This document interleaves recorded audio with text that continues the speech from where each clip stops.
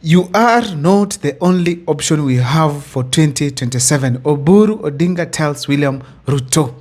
If we feel that we have been given a raw deal, that our people have not received what they are supposed to get in terms of development, in terms of justice, and so on, then we are free to join with any other formation. That's what we are saying. We are not saying that we are not going to work with Ruto, because he is one of the options which is there open for us to continue. Not the only option. But not the only option. Yes. Ladies and gentlemen, if you missed that interview, just have a listen to it. In a nutshell, Oburu Odinga has now changed everything across. Why? He's telling William Ruto that you're not the only option that you have in 2027, that they have in 2027. Oburu Odinga sounds to be very wise. Whenever he speaks, I see a lot of wisdom. I don't know whether it's just me or it's also from your side. But the fact is, I am also seeing some consistency between what Raila Odinga used to do and what Oburu Odinga is doing right now, which is a very clear indication that Raila Odinga and Oburu Odinga were very, very close, and they executed the ODM matters together because Oburu Odinga looks to be, he understands what Raila Odinga was up to.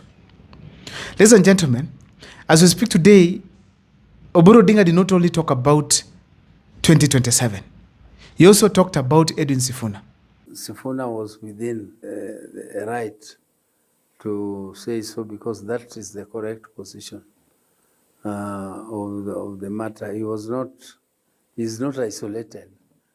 How can he be isolated when I'm telling you that is the position? The spokesman of the party is usually the Secretary General, so Sifuna.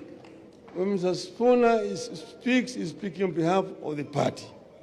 I don't want to talk about what he talked about Sifuna or any other thing, but let me specifically narrow this discussion here today on what he told William Ruto, that you are not the only option in 2027. And then straight away, I take you to the options that he has, or maybe the people of ODM and the Luo Nyanza people have. But before I take you through, if this is the first time you're watching my videos at Mokwa Times, take a second or two to subscribe, like, and comment, because that is the best support you can always give this channel. Ladies and gentlemen, without much wasting of time, let me dive into this topic here today.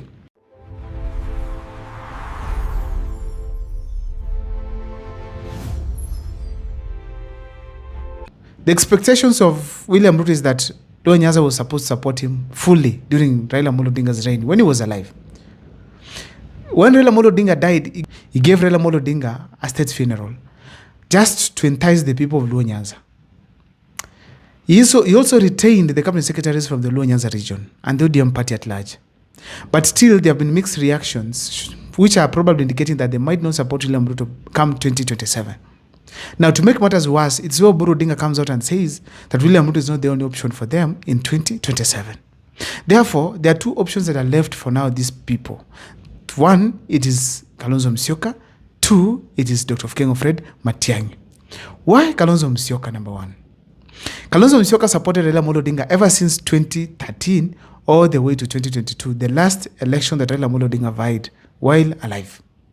And in 2022 it was much more interesting because he dropped further to become a prime cabinet secretary and allow Martha Karua to become the running mate of Raila Odinga. Such huge loyalty. Such kind of loyalty attracts support across the Luo Nyanza region. People will always remember that Kalonzo Musyoka stood by Raila Odinga's side. Apart from that, Kalonzo Musyoka has not always been abusing Raila Odinga in any way. Respect has always been maintained. So if he does not have a bad relationship with Raila Odinga, he is probably capable of getting huge support from Luo Nyanza region, because they'll feel like this guy respected Baba, he loves Baba, he supported Baba, so let's support him. Apart from that, Kalonzo Musyoka himself does not have an enemy. He can go to Luo Nyanza and campaign comfortably without worrying, because he does not have a problem with anyone. That is Kalonzo Musyoka. So therefore, Kalonzo Musyoka is one of the options that the people of Luo Nyanza really have.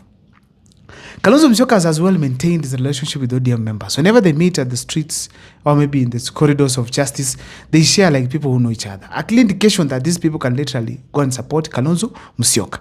I don't know what's your take, but you can tell me in the comment section, what do you think if Kalonzo Musyoka can be able to get support in Luo Nyanza based on the reasons that I've just given. Let me move to Dr. Fred Matiang'i. Fred Matiang'i, I know him to be a very faithful civil servant, and I know him to to be a very hard-working person. So I know him personally. But I don't know much politics in him. I've not seen much politics in him, unless there are some people who are seeing something different from me. This is a gentleman who came from the World Bank, basically because his name emerged during the Gen Z protests. And people asking him both locally and internationally that, what are you doing here in the US, yet Kenya needs you? And that's how Dr. Kengo Fred Matiang'i made a decision to come back to the country and vie for president. Now, does he really deserve Raila Amolo Odinga's support? First of all, yes. If Raila Amolo Odinga was alive today, he could have supported Dr. Kengo Fred Matiang'i. Why? If you did not know, back in 2022, Dr. Kengo Fred Matiang'i was to be the government candidate. But now, Raila Amolo Odinga and Uhuru Kenyatta convinced him to step down and support Raila Amolo Odinga, of which he did. Personally, I heard that Matiang'i had started printing kofias, t-shirts and stuff. But now, they reached that decision. Now, after Raila Amolo Odinga's death, Matiang'i, does he stand a chance of getting support of the Luo Nyanza people? Yes. Why? First, he supported Raila Amolo Odinga back in 2022.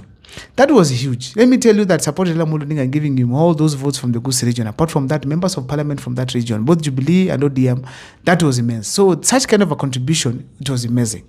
The sacrifice he made in 2022, it's also okay. Because if Raila Amolo Odinga could not have been on the ballot, or maybe if Matiang'i could have decided to be on the ballot, then Raila Amolo Odinga might have not gotten the votes from Mount Kenya over 1.3 million. So William Ruto could have beaten him by far. So in a nutshell, Raila Amolo Odinga got some support from Dr. Kengo Fred Matiang'i, which is very crucial.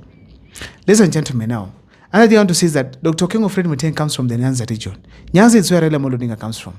For some time now, the Gusii region has been supporting Raila Amolo Odinga now and then. Raila Amolo Odinga leads, actually. If you did not know, the members of parliament, most of them from the Gusii region, are for the ODM party. The governors of the two counties and the senators are all from the Azimio side, if not the ODM party, which is a clear indication that through Matiang'i, there was some proper control within the Gusii region that enabled Raila Amolo Odinga to get governors, senators, members of parliament, and the staff. And in fact, if you remember, Simba Arati came out and said Raila Amolo Odinga gave him someone to employ, who has now raised the revenue of Gusii region from, I think, 400 to 1 point something billion, which is amazing. Meaning that Raila Amolo Odinga also had direct interest in what was happening in the Gusii region. People of Gusii region did immense work for Raila Amolo Odinga. Now, if Matiang'i is denied that chance, then probably it is because the Gusii people at Gusii Stadium, they chased Raila Amolo Odinga away, literally, especially after joining William Ruto. But I want to state it here categorically, that was basically to chase away the broad-based government, not really necessarily Raila Amolo Odinga, because people did not hate Raila, but they did not like William Ruto. So that is why there was such a kind of heckling and chasing away of Raila Amolo Odinga from the Gusii Stadium. Another thing that makes Dr. Kengo Fred Matiang'i to actually get support from the Luo Nyanza and the leaders at large of the ODM party is because of his chances as well to win an election. Because these guys are accepted across the country. So they will feel that Matiang'i is a strong candidate, they might win the seat, so let's back him up. In a nutshell, that is what I think strongly that can make Dr. Stephen Kalonzo Musyoka and of course Dr. Kengo Fred Matiang'i to get the support of the people of Luo Nyanza. Because right now, after William Ruto has been told you are not an option, you are not the only option in for Luo Nyanza people, then in a nutshell, he has to think twice. And I want to believe that these leaders will play a better game and ensure that at least they maintain what they have right now, or maybe be better candidates to face President William Ruto come 2027. These guys are not easy to deal with. Nevertheless, we also have Uhuru Kenyatta, who can have full influence on these two leaders. He can either decide to support Kalonzo Musyoka and Matiang'i, and I'm telling you the Luo Nyanza people will be happy because the way you've seen, it's like they love Uhuru Kenyatta. I don't know what's your take, but I feel that Uhuru Kenyatta is loved as much after leaving Mount Kenya region. But in Mount Kenya, it's a bit shaky because right now Gachagua is present and is the person calling shots within the Mount Kenya region. My name is Abel Mukwa. Thank you so much for watching. I don't know what's your take, but on the comment section, feel free to share with me on what you think.